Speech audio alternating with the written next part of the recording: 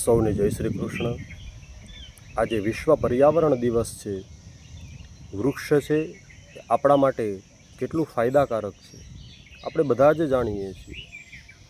પ્રકૃતિનો જ્યારે જ્યારે વિનાશ થાય છે ત્યારે ત્યારે પૃથ્વી ઉપર અતિવૃષ્ટિ થાય અથવા તો અનાવૃષ્ટિ થાય છે, પરંતુ જેમ આપણે ધર્મને સાચવીએ એ જ રીતે પ્રકૃતિને પણ સાચવવી જોઈએ। અને સનાતન ધર્મ અનુસાર પ્રકૃતિને સાચવવી એ એક ધર્મનો જ ભાગ છે। એટલા માટે આપણા સનાતન ધર્મમાં પર્વતોની પૂજા, નદીઓની પૂજા, વૃક્ષોની પૂજા છે। તો આપણે વૃક્ષ વાવીએ, વૃક્ષ બચાવીએ, જેથી કરીને આ પૃથ્વીમાં આપણને એના અનેક લાભ મળે છે।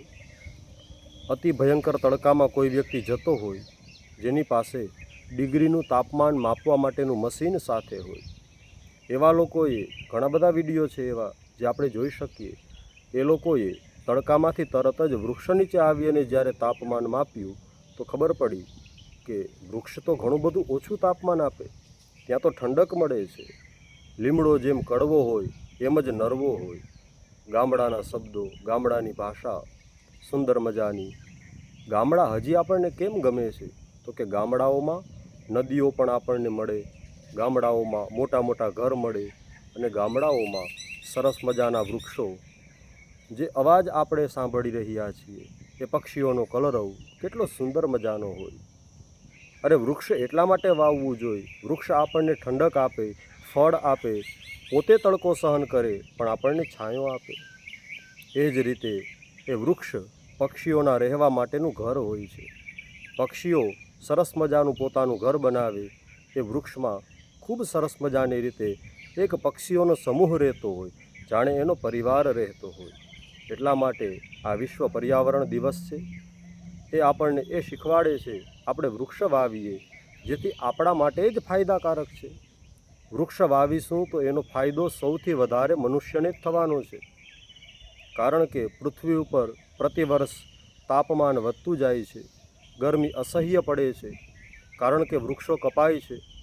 વૃક્ષોનું જો આપણે જતન કરશું, વૃક્ષ વાવીશું, સારી રીતે વૃક્ષોનો ઉછેર થશે તો આપણા માટે પણ સારું છે, પક્ષીઓ માટે પણ સારું છે, અને આપણા બધાના માટે ધાર્મિક રીતે પણ તેનો ફાયદો છે।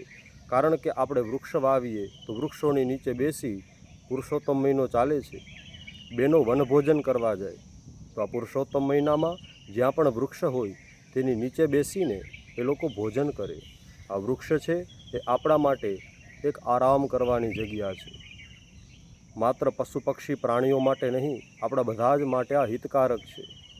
ભયંકર ગરમીમાં આપણે ઘરમાં બેસીને આરામ કરીએ, પરંતુ પશુઓ માટે આરામ કરવાની જગ્યા માત્ર વૃક્ષોનો છાંયો હોય છે। કેટલા સુંદર મજાના વૃક્ષ છે, બહુ જૂના અને બહુ જ મોટા વૃક્ષ, જે ખૂબ સુંદર મજાનો છાંયો આપે, જાણે પોતાની ગોદમાં બધાને બેસાડતા હોય। માટે બધાને આપણે એ જ વિનંતી કરીએ, હું પણ વૃક્ષ વાવું, તમે પણ વૃક્ષ વાવો।